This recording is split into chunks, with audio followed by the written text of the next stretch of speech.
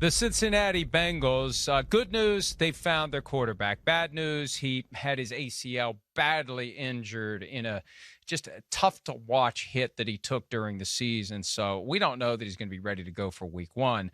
But at least we know, assuming that he fully recovers, whenever he's healthy, they've got the quarterback position taken care of for years to come. The challenge now becomes putting players around him in a division, Charean, where there are good quarterbacks, there are good teams, and you can be much better as an organization and still be in last place in the AFC North.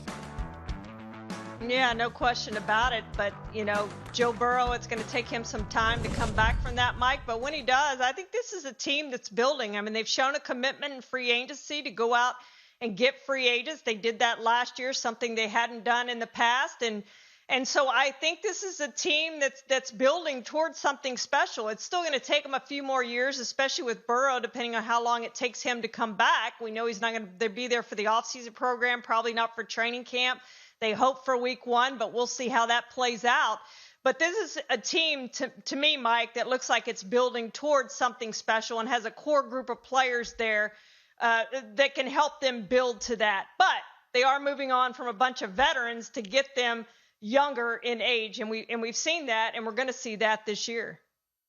And they have to make good decisions with their draft picks. They have to make good decisions in free agency, and they have to take advantage of the potential for Joe Burrow to attract players to Cincinnati who have options. I don't think this year that happens. I think if I'm one of these guys who is looking around in free agency and the salary cap has gotten me cut or it's kept me from getting the kind of contract I'd like to get, I don't know enough about Joe Burrow's health in 2021 in March or April or even May to say I'll go ahead and do a one-year deal for less than I really want in the hopes of being part of something special in Cincinnati. It's more of a gradual build for them. And I really do think that Zach Taylor, the coach of that team entering his third season, is going to have to do something to avoid being gone after only 3 years. There were some strong rumors that he was going to be out after his second season, so strong that the Bengals had to issue a public statement the day after the season ended to say they're not firing Zach Taylor.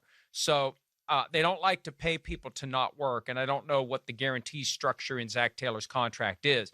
But once he's at the point where there's no further guaranteed money, that's when he's at his most vulnerable of being fired if the team isn't showing progress and moving toward being relevant in a tough conference, in a tough division.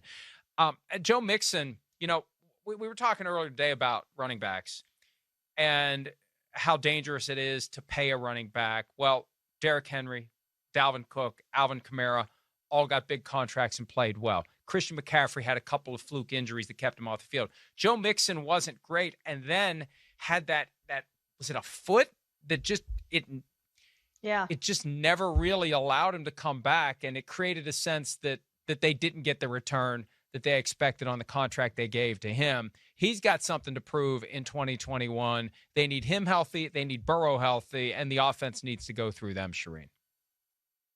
Yeah, absolutely, Mike. And this is a team that really was statistically not good in offense or defense. And they do have some young players they can build around, but they've got to be better on both sides of the ball. They have a lot of work to do going forward, Mike. They do have cap space. They do have another high draft pick, which it seems like they always have high draft picks. But they've got to use those draft picks well and draft some players who can come in and start for them and be more building blocks to what they have going right now. All right, let's do the game that we've been doing as we take a look at these teams one at a time. One player in each, one player out each. Who is your guy that you think will be on the Bengals who isn't currently on the roster? Well, I talked about the cap space. They've got $45.8 million projected under the cap. If it's $180 million, I think they go out in free agency, and I think they're active in free agency again, like they were last year. And Joe Thuney just makes too much sense. I mean, Joe Burrow got killed last year. They gave up too many sacks. He had the knee injury. They've got to get better protection. This isn't the only move they make, Mike, I don't think, in the offensive line, but I think it's a good start for them to sign the Patriots' longtime left guard. It's perfect fit for him. He grew up near Cincinnati, and if they can offer him a lot of money, it's just a good fit for him to come be a veteran presence in that offensive line, Mike.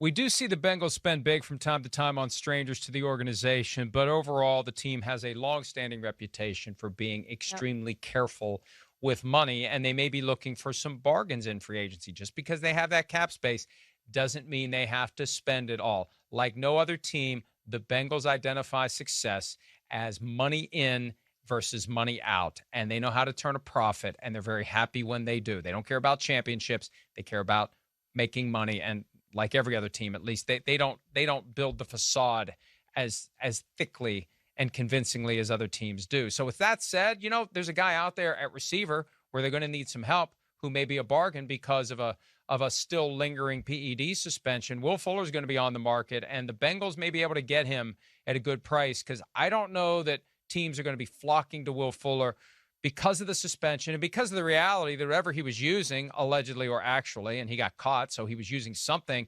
If you don't use that anymore, maybe you're back to the guy who can't stay healthy. But I could see Will Fuller being a guy they make a run at. And also, just generally, anyone from the Rams that Zach Taylor has experience with as these guys become free agents. Malcolm Brown, add some depth to the backfield. The receiver, Josh Reynolds, becoming a free agent this year. Yeah, a guy that they could bring and add to the depth chart. So those are just a few names. I know I'm only supposed to do one, but yeah, I'll throw in a couple others. Give me one or more than one if you choose on who's going to be out in Cincinnati. Well, you talked about the receiver position, Mike, and the help they needed. They ranked 27th in passing, and Joe Burrow needs more weapons as he needs more offensive linemen. The problem was A.J. Green played under the franchise tag and was not good. He was terrible, in fact. And, he's been there 10 seasons. He's 32 years old, didn't play up to expectations. It's been a long time since he's had a great year. He did play all 16 games this year, but it was his worst year statistically. 47 catches, 523 yards, 2 touchdowns.